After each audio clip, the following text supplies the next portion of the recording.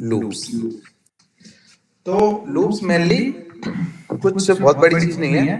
जो हमारे lines of instructions होते हैं, मीन्स मैंने आपको बताया था हमारा लाइंस ऑफ कोड है, पहली लाइन, दूसरी लाइन, तीसरी लाइन, चौथी लाइन, ऐसे करके बहुत लाइंस है। मान लीजिए हमें इन 3 लाइंस को बार बार रिपीट करना है। ओके, हमें बार बार रिपीट करना है, बार बार। तो हमें यहाँ पे लूप्स की जरूरत पड़ेगी।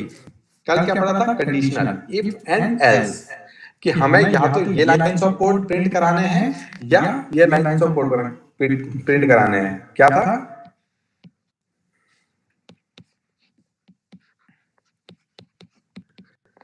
इफ एल्स, यहाँ पे थी कंडीशन। या तो हमारा ये लाइन ऑफ कोड प्रिंट होगा या ये लाइन ऑफ कोड हमारा एग्जीक्यूट होगा। सॉरी, प्रिंट नहीं, एग्जीक्यूट। या तो ये एग्जीक्यूट होगा, लेकिन लूप में क्या है, थोड़ा अलग है। मींस मान लीजिए मैं ये लिखता हूं, line number 1, line number 2, line number 3, line number 4, line number 5, line number 6, line number 7, line number 8। Means हमारे इतनी लाइन, और मैं ये चाहता हूँ 4, 5, 6 जो ये लाइन्स हैं ये मल्टीपल टाइम्स हमारी रिपीट हो। मीन्स 1, 2, 3 प्रिंट हो, फिर 4, 5, 6, फिर 4, 5, 6, फिर 4, 5, 6, 4, 5, 6, ऐसे करके। But how many times? हमारे लिए इंपॉर्टेंट क्या है? कितनी बार हम इसका इस्तेमाल करें, कितनी बार, हाउ मेनी टाइम्स। मीन्स यहाँ पे एक कंडीशन भी आ गई है, आई है ना कंडीशन। तो मीन्स लूप्स के अंदर एक कंडीशन भी जाएगी हमारी कि हमें किसी चीज को कितनी बार प्रिंट करना है। तो वो क्या कंडीशन है हमारे पास। तो लूप्स के अंदर एक कंडीशन भी होगी, ये आप समझ गए? ओके, तो हमारे लिए मेनली क्या होता है, लूप 3 टाइप्स के लूप है हमारे पास, do, while, while and for. हम बात फॉर से करेंगे, फिर व्हाइल करेंगे, फिर डू व्हाइल करेंगे। ठीक है, थोड़ा मेरा पढ़ाने का तरीका थोड़ा अलग होता है, इस वजह से अलग होता है क्योंकि आपको फॉर लूप बहुत आसान होता है, इसलिए हम पहले इसको सीखेंगे, फिर उसके बाद व्हाइल को समझेंगे। और ये लूप्स की हर किसी की प्रॉपर्टी अलग अलग है। ये काम तो सेम करते हैं तीनों, लेकिन लिटिल बिट थोड़ा सा फर्क है, और वही फर्क हमें जानना है, वही फर्क एग्जाम में आएगा भी कि क्या फर्क है। ये बहुत इंपॉर्टेंट है। थोड़ा हमारा जब काम एक लूप से चल रहा है तो हमने 3 लूप क्यों बनाए? कोई कारण होगा ना, कोई टेक्निकल रीजन होगा इसके पीछे कि हमने 3 लूप्स का इस्तेमाल क्यों किया। ऐसा तो है नहीं कि किसी मर्जी आए उसने एक लूप और डाल दिया। एक फॉर ईच लूप भी आता है अब, लेकिन वो काम फॉर की तरह ही काम करता है और उसमें थोड़ा ऑब्जेक्टिव होता है, थोड़ा मतलब एडवांस है वो लूप। लेकिन इन 3 बेसिक प्रिंसिपल ही उसके अंदर काम करते हैं बस। तो सबसे पहले हम फॉर लूप पे आएंगे। क्या आएंगे? For loop. तो क्या होता है फॉर लूप में? फॉर लूप का सिंटैक्स देख लीजिए सबसे आप। फॉर लूप,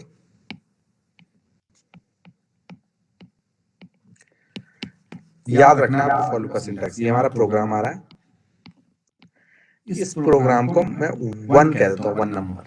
जितने फॉर लूप के ऊपर का जो हमारा कोड है उसको मैंने उसका सीरियल नंबर कर दिया 1। ओके, फिर हमारा फॉर लूप स्टार्ट हो गया। तो फॉर लूप में इसके 3 मतलब इसमें जो 3 होते हैं, 3 रूम्स होते हैं। पहला room, second room and third room. आप इन रूम्स को लिखो ना लिखो इससे कोई फर्क नहीं पड़ता है, लेकिन इनमें हमारे पास 3 स्टेटमेंट आएंगे। मीन्स इसको मैं 2 नंबर दे देता हूँ, इसको 3 नंबर दे देता हूँ, इसको मैं 4 नंबर दे देता हूँ। ओके, इसके ऊपर जितने भी स्टेटमेंट्स थे इनको मैंने सिर्फ एक ही नंबर दिया, 1। समझ में आ रहा? फिर उसके बाद में second number, third number, fourth number दे दिया।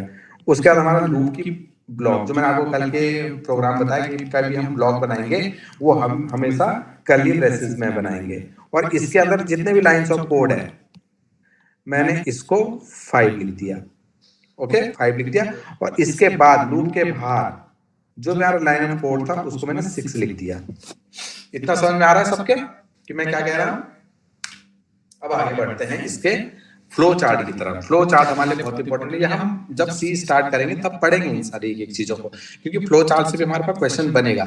लेकिन अब मेरा फ्लो चार्ट थोड़ा अलग होता है, क्योंकि मेरा फ्लो चार्ट जो होता है उसमें मेरा ज्यादा प्रयास ये रहता है कि आपको ज्यादा से ज्यादा समझ में आए। तो मैंने आपको एक चीज बताई थी, हमारा प्रोग्राम जो चलता है टॉप टू बॉटम की तरफ चलता है। तो देखो सबसे पहले जो 1 था, पहली लाइन एग्जीक्यूटिव, दूसरी एग्जीक्यूटिव, तीसरी एग्जीक्यूटिव, मींस 1 हमारा एग्जीक्यूट हो गया। ओके, फिर उसके बाद हम जाते हैं सीरियल नंबर 2 पे, मींस यहां से हमारा प्रोग्राम जाएगा सीरियल नंबर 2 पे। ओके, ये वाली लाइन जो हमने यहाँ पे लिखी है ये एग्जीक्यूट होगी, ये भी इंस्ट्रक्शन है कोई। ओके, फिर उसके बाद हमारा कोड थर्ड नंबर पे जाता है। कहां जाता है? थर्ड के, और यहां पे हमारा होता है कंडीशन। जो थर्ड नंबर है वहां पे होता है हमारा कंडीशन। क्या होती है? कंडीशंस होती हैं।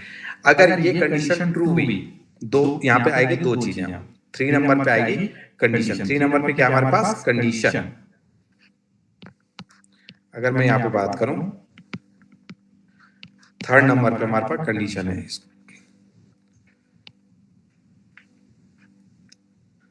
थर्ड नंबर पर कंडीशन है। कंडीशन जब भी आएगी तो वहां पे हमारे पास दो डिसीजन होंगे, ट्रू एंड फॉल्स।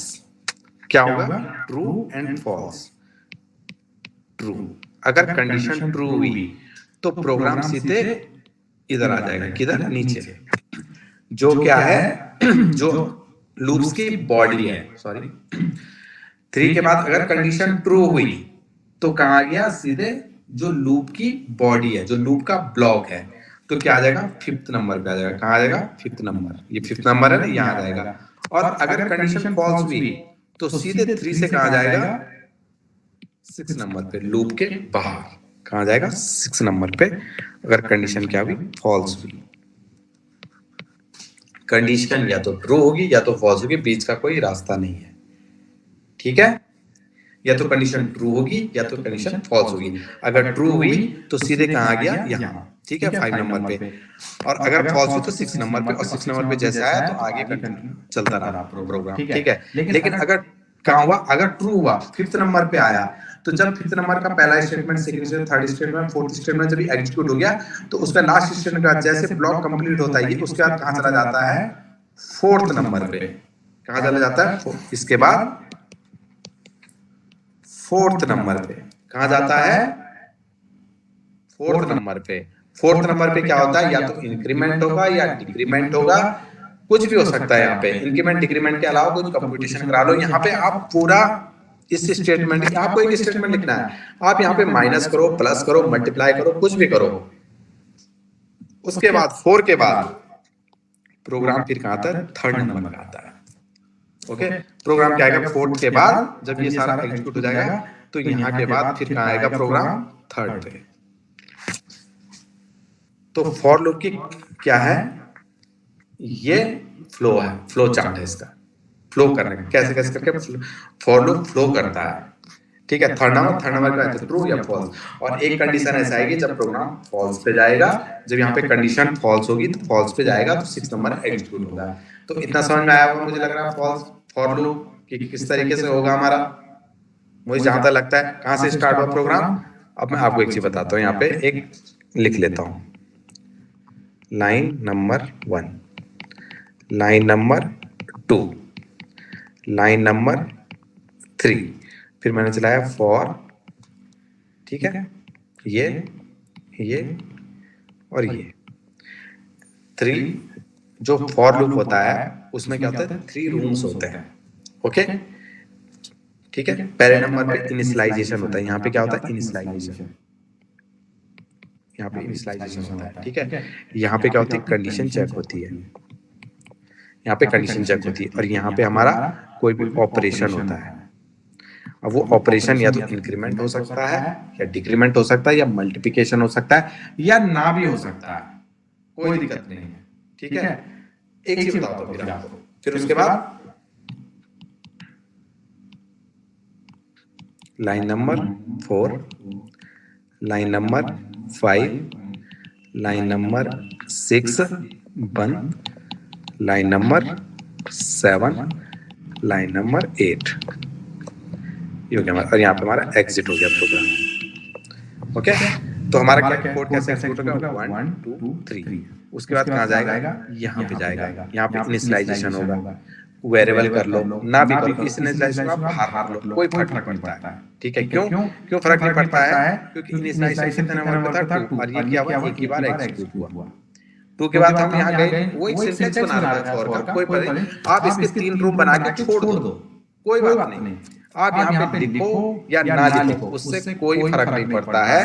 आप सिर्फ देखो हमारा 2, इस 2 को मैं खाली यहाँ पे रूम बना के ऐसे करके इसको हटा दूं, और इस 2 को प्रोग्राम यही आएगा, आपको ट्रिकी यहीं पे रहेगा, जो हमारा क्वेश्चंस है यहीं पे ट्रिक करेगा, वो इनिशियलाइजेशन ब्लॉक को छोड़ देगा और इस 2 का इनिशियलाइजेशन ऊपर कर देगा। आप बोलोगे ये क्या चीज है, क्या करते हैं, फॉर लूप तो ऐसा होता ही नहीं है। तो मैं आपको इसी वजह से बेसिक सिखा रहा हूँ कि क्या चीज है। देखो इसलिए फ्लो चार्ट का इस्तेमाल करना, पहला दूसरा, दूसरे के बाद देखो हम वापस कभी दूसरे पे गए ही नहीं। तो इस 2 को अगर मैं यहाँ ऊपर डाल दूं और इस रूम को यहाँ पे छोड़ो तो क्या फायदा है, 2 को तो हमारा एग्जीक्यूट होना ही है, क्योंकि लाइन 1 लाइन 2 लाइन 3 ये हमारी एग्जीक्यूट होती ही है। तो यहाँ पे अगर जो यहाँ पे मैंने कुछ लिखा, अगर मैं इसको लाइन 3 के बाद लिख दूं तो क्या फर्क पड़ता है, क्यों, क्योंकि जो नंबर ऑफ 2 है वो एक ही बार एग्जीक्यूट हो रहा है, और यहाँ पे इसको खाली छोड़ दूं, यहाँ पे इसको ब्लैंक छोड़ दूं, लेकिन सिंटैक्स है, आप ये ब्लैंक छोड़ोगे तो इसे सेमीकोलन से टर्मिनेशन भी करोगे, क्योंकि ये सिंटैक्स है। आप खाली छोड़ दो ना करो, आप जो आपको यहाँ पे लिखना है वो आपको यहाँ ऊपर लिख दो और के जस्ट बाद। ठीक है, समझ में आ रहा है। फिर उसके बाद हम कहाँ गए, 2 से 3 पे। जब हम 3 पे गए तो यहाँ पे कंडीशन चेक हुई, या तो इधर या तो ये देखो, या तो ट्रू या तो फॉल्स, या तो अगर ट्रू होगा तो सीधे यहाँ चला जाएगा, 4th पे नहीं जाएगा, सीधे 5th पे आएगा, मींस 3rd के बाद इसने कहाँ जंप मारी, 5th पे जंप मारी। ओके, समझ में आया। और जब 5th जब ट्रू था तो अगर हमारी 5th की सारी वैल्यूज हमारी एडमिट हुई, ओके, तो फिर उसके बाद क्या हुआ, जब हमारी जो भी इंस्ट्रक्शन इसके अंदर था, जब ये सारा एग्जीक्यूट हो तो उसके बाद कहाँ जाएगा, ये 4th पे जाएगा, 3 के बाद 5 पे आया, 5 के बाद 4 पे गया, और 4 के बाद फिर कहाँ जाएगा, यहाँ से इधर आएगा, मींस 3rd पे जाएगा। अगर मान लीजिए अगर मैं इस 4 को, अगर मैं इस 4 वाली लाइन को यहाँ लिखूं तो कोई फर्क पड़ता है। 5 के बाद अगर मैंने 5 का 4 यहाँ लिखूं और इसको खाली छोड़ दूं तो ये यहाँ पे जाएगा, इसको यहाँ कुछ नहीं मिलेगा, यहाँ चला जाएगा। समझ गए, आया थोड़ा बहुत समझ में, थोड़ा कॉम्प्लिकेटेड हो रहा है, लेकिन मैं आपको समझा रहा हूँ। जब हम प्रोग्राम बनाएंगे तो वहां पे आपको एक लाइन समझ में आएगी, क्योंकि मुझे एक और चीज पढ़ानी है आपको, इसके बाद फंक्शन। और जब हम इन 4 चीजों को पढ़ लेंगे उसके बाद जब हम प्रोग्राम बनाएंगे तो फिर आपको हर एक चीज क्लियर हो जाएगी। अभी मैं आपको प्रोग्राम बनाने के लिए प्रिपेयर कर रहा हूँ, आप ये समझिए। और हमारे पास 6 महीने का टाइम है, बहुत टाइम है हमारे पास अभी। आप ये मत सोचिए कि हमारे पास कम टाइम है, मुझे बहुत सारी चीजें पढ़नी, सिलेबस बहुत छोटा है। तो ये हमारा फॉर लूप था। फॉर लूप का सिंटैक्स एक बार फिर से बना लेता हूं।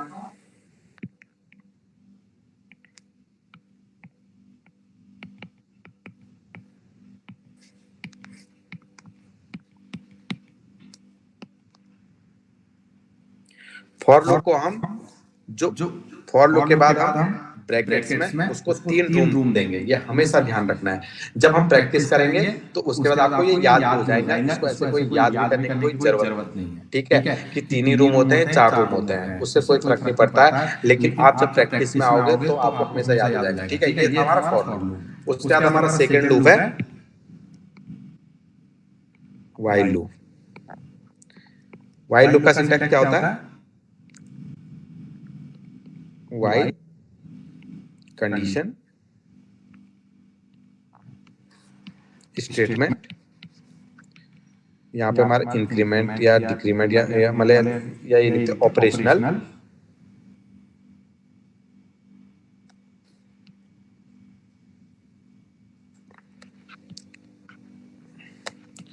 लूप, ऑपरेशनल लिख दूंगा मैं इसे, लूप ऑपरेशनल वेरिएबल। अगर मैं सही लैंग्वेज का इस्तेमाल करूँ तो लूप वेरिएबल ऑपरेशन करूँ, ऑपरेशन तो यहाँ भी हो रहा है, लेकिन यहाँ लूप ऑपरेशनल वेरिएबल, जो वेरिएबल लूप को ऑपरेशनल बना रहा है उसकी या प्लस प्लस हो सकता है, माइनस माइनस हो सकता है, मल्टीप्लिकेशन हो सकता है, कुछ भी हो सकता है वो, ठीक है। लेकिन इसमें एक चीज छूट गई, इनिशियलाइजेशन। इनिशियलाइजेशन टाइम क्या होता है, बाहर हो जाता है। इसमें क्या होता है, इनिशियलाइजेशन बाहर होता है, लूप के बाहर होता है। देखो समझिए, फॉर लूप भी, व्हाइल लूप भी फॉर लूप की तरह ही है। मैंने आपको यहाँ पे बताया था कि ये जो टू है, एक ही बार इसको मैं बाहर रख दूं क्या फर्क पड़ता है, टू तो एक ही बार एग्जीक्यूट हो रहा है ना, मैं इसको 1 के बाद सीधे सेकंड नंबर पे रख दूं, इससे क्या फर्क पड़ रहा है, मेरा कोई फर्क नहीं पड़ रहा। तो सेम चीज है यहाँ पे, मैंने क्या कर दिया इस टाइम, इसको यहाँ पे इसके सिर्फ एक ही पार्ट करा, इसमें 3 लूप नहीं बनाया, एक ही रूम बनाया। क्या बनाया, और ये देखिए मैंने आपको ये बोला था यहाँ पे कि जब हमारा ये 5th एग्जीक्यूट हो रहा है तो 4th नंबर पे जा रहा है, मींस ये 5th नंबर अगर मैंने इसको दिया लूप के अंदर ब्लॉक अंदर था और उसके बाद ये ऊपर जा रहा है, तो क्यों मैं इस लाइन को यहीं पे लिख दूं, क्योंकि जब ये वाली लाइन एग्जीक्यूट हुई, ये वाली एग्जीक्यूट हो जाएगी, उसका ये भी एग्जीक्यूट होगी। जब ये यहाँ बाहर यहाँ ऊपर जाएगा तो क्या होगा, कुछ नहीं मिलेगा, तो सीधे यहाँ पहुंच जाएगा। अगर कोई लाइन उसको ब्लैंक मिली तो दूसरी लाइन पे चला जाएगा हमारा प्रोग्राम। तो सेम यहाँ पे भी ऐसा ही है। देखो व्हाइल लूप बनाया, इनिशियलाइजेशन जो इसका सिंटैक्स है, ये इसका सिंटैक्स है। इनिशियलाइजेशन हुआ, कंडीशन चेक हुई, लूप के ब्लॉक में गया और फिर यहाँ पे लूप ऑपरेशन हुआ, वेरिएबल जो हमारा ऑपरेशन था जो भी था। अब हम इसको थोड़ा एग्जांपल के थ्रू समझते हैं। लाइन नंबर 01, लाइन नंबर 02, यहाँ पे हमने इनिशियलाइजेशन कर दिया,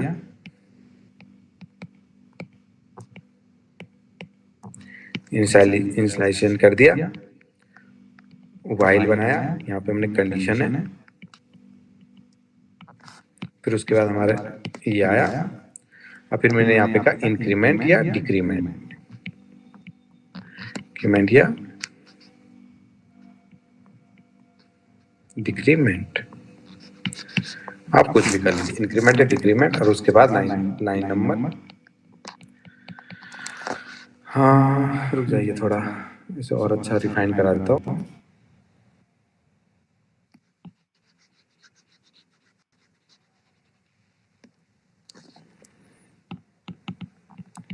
लाइन नंबर 3, लाइन नंबर 4 और फिर लाइन नंबर 6, लाइन नंबर 5 और लाइन नंबर 6, ये कर लेता हूँ। तो इसमें क्या होगा हमारा प्रोग्राम, ये एग्जीक्यूट हुआ, ये एग्जीक्यूट हुआ, फिर इनिशियलाइजेशन हुआ जो हमारे इस व्हाइल लूप को चलाएगा, कोई i = 5 रख दिया, i = 1 रख दिया, प्लस प्लस कर रहे कुछ भी कर रहे, मतलब इनिशियलाइजेशन है। उसके बाद यहाँ पे कंडीशन चेक हो, या तो ट्रू होगा या फॉल्स होगा, ट्रू होगा तो ये हमारा रन होगा, फॉल्स होगा तो हमारा लाइन नंबर 5 लाइन नंबर 6 सिर्फ प्रिंट आउट होगी। ठीक है, तो अब मैं एक चीज और करता हूँ समझाने के लिए, हम तीनों लूप का डिफरेंस समझ में आएगा धीरे धीरे धीरे, लास्ट में तीनों लूप का समझ में आ जाएगा कि क्या है।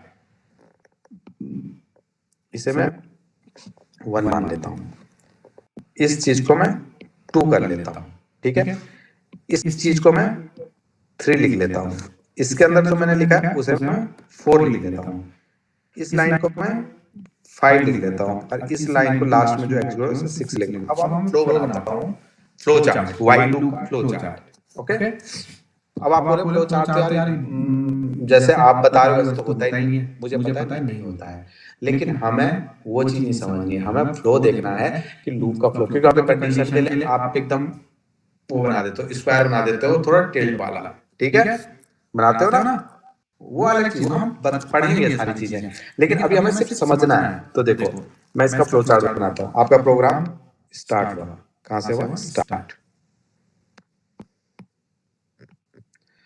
आपका प्रोग्राम स्टार्ट हुआ तो 1 नंबर से स्टार्ट हुआ, 1 के बाद आपका प्रोग्राम क्या, मैंने कहा ऐसे करके एक लाइन एग्जीक्यूट हुआ, 1 एग्जीक्यूट हुआ, मैंने इनसाइड लाइंस को 1 मान लिया, क्योंकि यहाँ कोई ना इफ एल्स है ना लूप्स है, कुछ नहीं है, तो सीधे एक लाइन करके एग्जीक्यूट होगी। ओके, फिर उसके बाद हम 1 से पहुंचे 2 पे, 2 पे पहुंच गए, ठीक है, उसके बाद हम कहाँ पहुंचे 3 पे, 2 से कहाँ पहुंचे हम 3 पे पहुंचे। ओके, और 3 में कंडीशन है ट्रू एंड फॉल्स, अगर ट्रू होगा तो ब्लॉक के अंदर मैं जाने दूंगा, अगर ट्रू नहीं हुआ तो भाई बाहरी बाहर निकल ले। ठीक है, तो यहाँ पे हम कर लेते हैं ट्रू एंड फॉल्स। अगर ट्रू हुआ 3 के बाद तो कहाँ आया, 4 पे आया, 4। और अगर फॉल्स हुआ तो कहाँ जाएगा, सीधे 6 नंबर पे। फॉल्स अगर ये हो गया तो सीधे इस ब्लॉक के बाहर हमारे क्या लिखा हुआ है, सीधे मैंने इन दोनों लाइनों को 6 कर दिया है, तो कहाँ चला जाएगा, 6 पे। ओके, और अगर ये इसके अंदर गया 4 तो उसके बाद क्या लिखा है यहाँ पे, इंक्रीमेंट 5 नंबर, कहाँ पे गया, 5 पे। और उसके बाद 5 के बाद ये जाता है सीधे इधर कंडीशन पे 3 नंबर पे, कहाँ चला गया, यहाँ। और ऐसे हमारा लूप चलता रहेगा। आया समझ में अभी? अब यहाँ पे देखिए, फर्स्ट चला, सेकंड चला, थर्ड के बाद अगर ट्रू हुआ तो 4, फॉल्स हुआ तो 6। अगर ट्रू हुआ थर्ड के बाद, ये थर्ड नंबर दे रखा मैंने, इसको क्या दे रखा मैंने, थर्ड नंबर, ये लिखा हुआ है थर्ड नंबर। अगर ये कंडीशन ट्रू हुई तो सीधे यहाँ आएगा नीचे 4th नंबर पे, अदरवाइज कहाँ चला जाएगा, सीधे अगर फॉल्स हुआ तो सीधे 6 नंबर पे चला जाएगा, अगर फॉल्स हुआ। अब आप एक चीज देखिए, फॉर लूप में 1 and 2 बराबर 1 and 2, उसके बाद थर्ड नंबर पे या तो ट्रू या फॉल्स। इसमें भी से थोड़ा लिखने का तरीका अलग है लेकिन काम सेम हो रहा है। थर्ड एंड थर्ड पे आया, ओके, या तो ट्रू होगा या तो फॉल्स होगा। यहाँ भी सेम था, आप सबको दिख रहा है ना, थर्ड या तो ट्रू या फॉल्स। थर्ड के बाद कहाँ गया ये, फिफ्थ में, फॉर लूप में फिफ्थ पे गया, और वाइल लूप में कहा गया, फोर्थ पे गया। ओके, मींस कोड आगे बढ़ा। देखो पहली लाइन, दूसरी लाइन, तीसरी लाइन और चौथी लाइन, मतलब कोड में कोई जंप नहीं आया अभी। मींस कोड आगे एक एक लाइन करके बढ़ रहा है। अगर फॉल्स है तो जंप मार रहा है, लेकिन ट्रू पे इसने जंप नहीं मारा। ओके, और उसके बाद 4 के बाद फिफ्थ, फिफ्थ के बाद थर्ड। यहाँ पे क्या लगा, सिर्फ 2 जंप।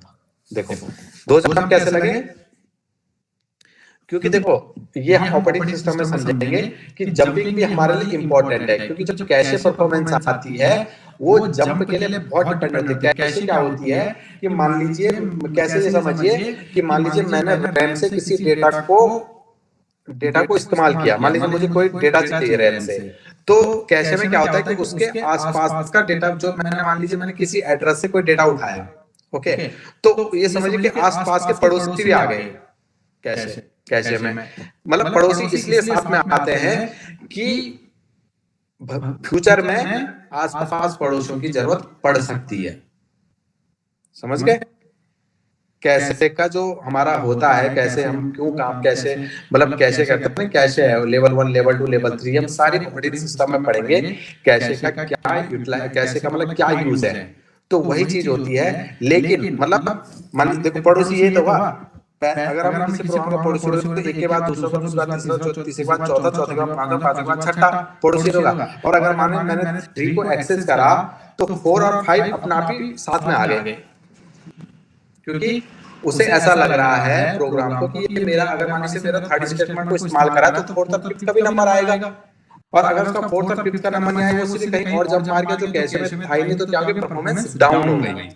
तो इसी वजह से जो लूप्स हमारे होते हैं उसमें जंपिंग बहुत इंपॉर्टेंट होती है। हमारा जो जंपिंग बहुत कम से कम होनी चाहिए, तो हमारा प्रोग्राम बहुत अच्छा एग्जीक्यूट होता है।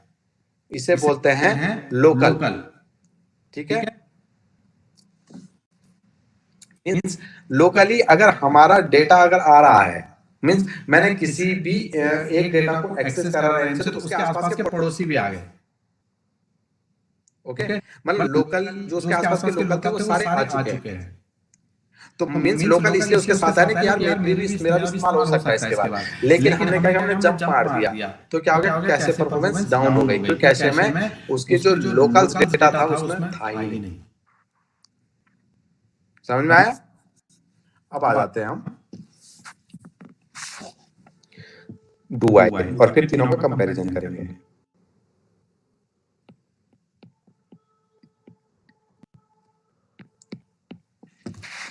डू व्हाइल लूप में ये कोड है ऊपर का, इसे मैंने 1 कर दिया। ठीक है, फिर सीधे क्या होता है, फिर बताएं आप, किसी को क्वेश्चन पता? इनिशियलाइजेशन होता है, सेम चीज।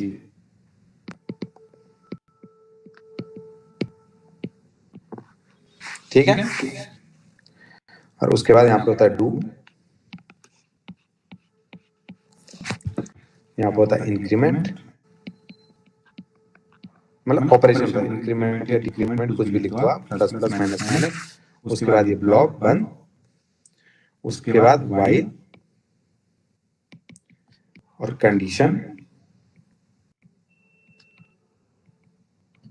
डू वाइल लूप जो होता है, ये बंद। तो मैंने कहा आपको 1, इसको मैंने 2 माना, इसको मैंने 3 माना, इंक्रीमेंट को मैंने 4 माना, इस इंक्रीमेंट को मैं हटा देता हूँ अभी यहाँ पर से, इंक्रीमेंट को मैं पूरा लिख देता हूँ, इंक्रीमेंट डिक्रीमेंट कुछ नहीं। ये 3rd नंबर, ये 4th नंबर, ये 5th नंबर, और उसके बाद ये 6th नंबर।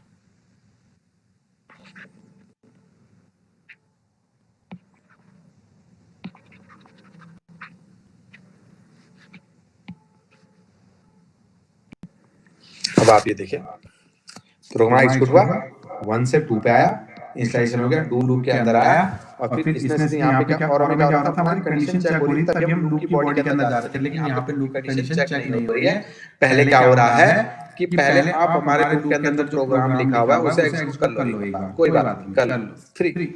हमने उसको ऐसा कर दिया कि कोई बात नहीं, कर ले, आ जा लूप के अंदर आ गया। उसके बाद उसका ऑपरेशन हुआ, जो हमारा लूप ऑपरेटर था, जो इंस्टॉलेशन हमने करा था, उसका इंक्रीमेंट डिक्रीमेंट हमने जो भी देखा, जो भी ऑपरेशन यहाँ पे हमने डालना था, ऑटोमेटिक ऑपरेशन वो करा। उसके बाद क्या हुआ, उसके बाद कंडीशन चेक हुई 5th नंबर पे।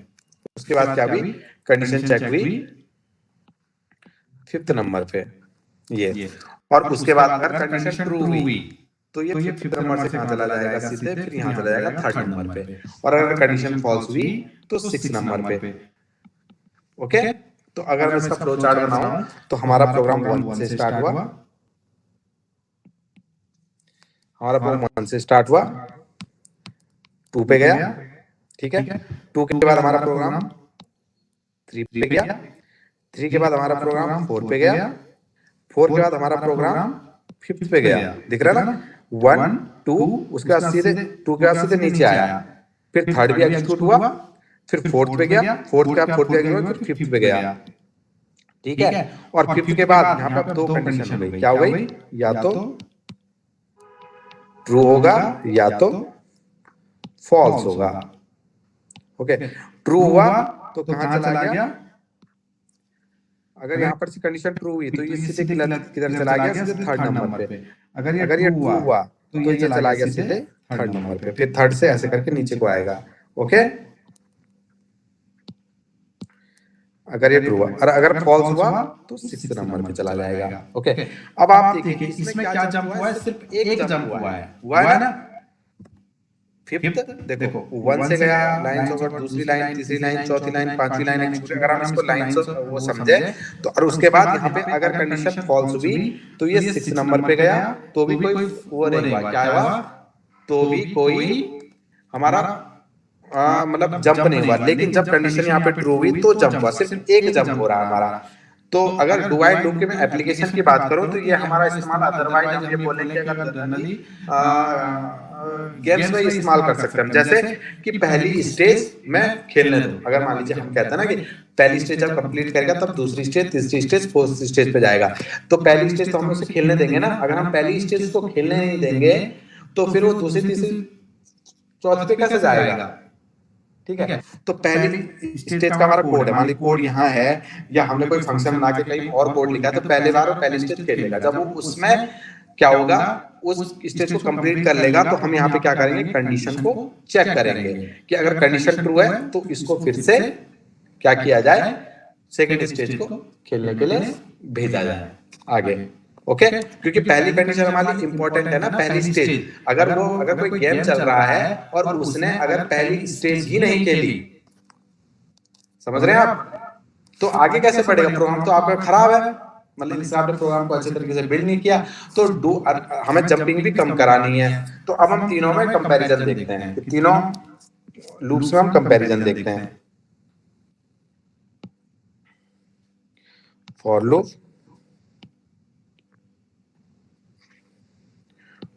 while और डू while। फॉर लूप में क्या था, कोड आया 1 से, यहाँ भी 1 से, यहाँ भी 1 से, स्टार्ट हुआ कोड आया। फॉर लूप में मैंने क्या कहा, 3 सेक्शन होते हैं। सबसे पहले इनिशियलाइजेशन, while में भी सेम इनिशियलाइजेशन, डू while में भी सेम से इनिशियलाइजेशन, ठीक है। उसके बाद टू के बाद क्या होता है, कंडीशन चेक करने जाते हैं, कंडीशन चेक करते हैं। तो कंडीशन चेक मैंने क्या कहा था, थर्ड नंबर पे होता है ना। यहाँ पे देखो, ये देखिए 1 से 2 पे, उसका कंडीशन चेक करने का 3 के बाद सीधे कहां चला जाएगा, 5th नंबर पे आ जाता है, क्योंकि 4th नंबर नहीं है। ओके, अगर कंडीशन ट्रू होती है तो ऐसे ही थर्ड पे आया। यहाँ भी सेम, व्हाइल लूप में भी क्या होता है, थर्ड पे आता है। इनिशियलाइजेशन होने के बाद सीधे कंडीशन चेक होती है। यहाँ कंडीशन चेक नहीं होती है, सीधे क्या आता है, थर्ड नंबर पे ब्लॉक में आता है। इसमें आता है ब्लॉक में आता है, जो लूप का ब्लॉक होता है। अगर मैं यहाँ पे बोलूं, यहाँ पे मैं लिख दूं इनिशियलाइजेशन, यहाँ भी सेम, यहाँ भी सेम, फिर मैं यहाँ पे लिखूं कंडीशन चेक, यहाँ पे भी कंडीशन होती है व्हाइल की, और यहाँ पे होती है लूप की बॉडी। क्या होती है, लूप की बॉडी। ओके, उसके बाद कंडीशन चेक करने के बाद यहाँ पे 2 ऑप्शन आ जाते हैं। क्या आ जाते हैं, 2 ऑप्शन आ जाते हैं। ओके, या तो ट्रू या तो फॉल्स। सेम यहाँ पे भी या तो ट्रू या तो फॉल्स, लेकिन यहाँ पे नहीं होता है। यहाँ पे सिर्फ 4th नंबर आ जाता है, जो होता है हमारा इंक्रीमेंट या decrement. Okay, do while loop में ऐसा नहीं होता है। अगर ट्रू है तो हमारा कोड किस पे जाता है, 4th पे नहीं जाता है, क्योंकि 4th पे तो हमारा इंक्रीमेंट डिक्रीमेंट है फॉर लूप में। तो हमारा कोड हमारा किस पे जाता है, 5th नंबर, जो लूप की बॉडी होती है। यहाँ पे क्या है, लूप की बॉडी। और फॉल्स में गया तो प्रोग्राम क्या हो गया, एंड। यहाँ पे मैं करूं सीधे 6 नंबर पे एंड। ओके, ये सेम। अगर ट्रू हो गया तो किस पे जाएगा, कंडीशन के बाद थर्ड नंबर, 4th नंबर पे जाता है। किस पे जाता है, 4th पे, जो यहाँ पे क्या होती है, लूप की बॉडी होती है। क्या होती है, लूप की बॉडी। और यहाँ पे क्या होता है, फॉल्स में चला गया तो एंड हो गया। यहाँ पे क्या है, 6 नंबर एंड। इसमें इंक्रीमेंट होने के बाद अब यहाँ पे कंडीशन चेक होती है। 4th का 5th नंबर आता है, इस वाले में तो आता है ना, 5th नंबर आता है सीधे। और यहाँ पे हमारी होती है कंडीशन चेक। क्या होती है, कंडीशन चेक।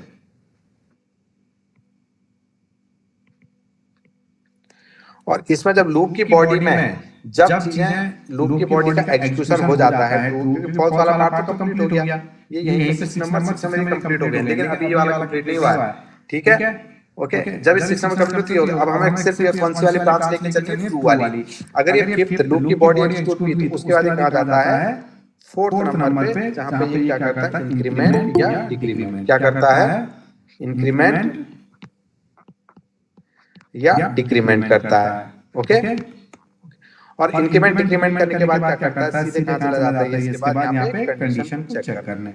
और इसके बाद ये 4th नंबर से ये कहां जाता है, 5th नंबर पे, क्योंकि फॉल्स वाला पार्ट तो खत्म हो गया। ओके, समझ गया आप। तो ये क्या करता है, यहाँ पे 5th नंबर पे जाता है लूप की बॉडी के बाद, और यहाँ पे क्या करता है, इंक्रीमेंट या डिक्रीमेंट। ठीक है, और जब 5th नंबर इसका कंप्लीट हो जाता है तो फिर कहां चला जाता है, ये 5th से सीधे, अगर मैं इसकी बात करूं तो 3rd नंबर में चला जाता है। कंडीशन फिर से चेक होने चली जाती है। और सेम इस चीज में अब यहाँ पर इस वाले में लास्ट में चेक होता है, या तो ट्रू होगा या तो फॉल्स होगा। अगर फॉल्स हुआ तो 6 नंबर पे गया, और अगर ट्रू हुआ तो सीधे कहां गया, फिर से लूप की बॉडी के अंदर। कहां गया, सीधे लूप की बॉडी के अंदर, 3rd नंबर। तो अब आप ये देखिए जंपिंग, अब मैं यहाँ पे आपको जंप काउंट कराता हूँ, सब लूप के अकॉर्डिंग आपको जंप काउंट कराता हूँ। फॉर लूप का जंप दिखाता हूँ आपको, ठीक है। फॉर लूप का जंप देखिए आप, 1 2 3 तक तो कोई जंप नहीं, 1 2 3 तक कोई जंप नहीं, इसमें 1 2 3 तक कोई जंप नहीं आया, ठीक है। लेकिन जैसे ही कंडीशन या तो ट्रू हुई या तो फॉल्स हुई, 3 के बाद 4 नहीं है, 3 के बाद 4 नहीं है दोनों में, ट्रू में भी नहीं है, फॉल्स में नहीं है, तो 5th या तो 6th हो। तो क्या हो गया, एक जंप यहाँ पे मारा और एक जंप यहाँ पे मारा, या तो वो 6 नंबर पे जंप मारेगा या तो 5th नंबर पे जंप मारेगा, 4th उसके बाद का नहीं है। उसे एक लाइन ऑफ कोड मतलब जो इंस्ट्रक्शंस है उसे हमें स्किप करना पड़ रहा है, जंप मारना पड़ रहा है, ठीक है। पहला जंप यहाँ पर एक जंप ये हो गया, दूसरा जंप ये हो गया, आप मानोगे ये जंप या आप एक ही जंप मानिए इन दोनों को, लेकिन क्या होगा, या तो ये इधर जंप मारेगा या तो इधर जंप मारेगा, आया समझ में। इन दोनों जंप को आप एक ही मानिए, क्योंकि ये जंप एक ही मतलब या तो पहला जंप होगा दूसरा जंप होगा, लेकिन उसका 4 पे आए, अब 4 के बाद देखिए आप, इसने जंप मारा, यहाँ पे इन जंपों को एक ही मानिए, क्योंकि जो ये जंप है या तो ये वाला जंप होगा या तो ये वाला जंप होगा, तो मैं इस जंप को एक ही मान रहा हूँ, ये एक ही जंप है हमारे, एक एक जंप है। उसके बाद ट्रू हुआ, लूप की बॉडी गई, फिफ्थ के बाद क्या आना चाहिए, 6 आना चाहिए, लेकिन आया क्या 4, मींस यहाँ पे इसने फिर से जंप मारा, मतलब पीछे जंप मारा, ये 4 नंबर कहीं और था उस पे जंप मारा, तो सेकंड जंप यहाँ पे हो गया। अब 4 के बाद क्या आना चाहिए, 5th आना चाहिए, लेकिन इसे जंप मारा और पीछे तीसरे नंबर पे, तो कितना जंप हो गया, 3 जंप। मींस देखो आप कैसे परफॉर्मेंस इसलिए खराब हो गई, कैसे परफॉर्मेंस इसलिए होती है कि एक के बाद एक लाइंस ऑफ कोड अगर हमारा चलता रहे तो स्पीड बड़ी फास्ट रहती है। फास्ट इसलिए रहती है क्योंकि हमें डेटा सामने मिल जाता है, क्योंकि आया हुआ है डेटा आपके सामने, ओके। अब ऐसे सेम चीज यहाँ पे देखिए, थर्ड हुआ कंडीशन चेक भी, यहाँ पे भी क्या होगा, या तो ट्रू होगा या तो फॉल्स होगा, जंप एक ही मानो इसको, ये भी एक जंप ये भी एक जंप, क्यों, या तो ट्रू की साइड जाएगा या तो फॉल्स की तरफ जाएगा, ओके। अब 1 के बाद देखो, अगर कंडीशन ट्रू हुई तो 4 पे गया, कोई जंप नहीं, ठीक है। यहाँ पे जंप ही नहीं है क्योंकि 3 के बाद सिर्फ 4 चल रहा है, जंप तो कोई है ही नहीं, जंप तो 3 के बाद फॉल्स कंडीशन है 6 पे, 1 की साइड पे कोई जंप ही नहीं है, मतलब अगर कंडीशन ट्रू हो रही है तो उस साइड पे कोई जंप ही नहीं है, जंप तो फॉल्स की तरफ है, ट्रू अगर कंडीशन हुई तो कोई जंप ही नहीं है, सीधे आगे बढ़ रहा है। आ गया 4 के बाद 5 भी आ गया, कोई जंप नहीं, लेकिन 5 से क्या हो रहा है, कहाँ जा रहा है, थर्ड पे, 5 के बाद जबकि 6 आना चाहिए था, लेकिन गया कहाँ, थर्ड पे। तो जंप तो एक्चुअल में 2 जंप, अगर मैं इसको बोलूं तो एक्चुअली 2 जंप है, ज्यादा भी नहीं है, क्योंकि यहाँ 3 जंप थे, यहाँ 2 जंप है।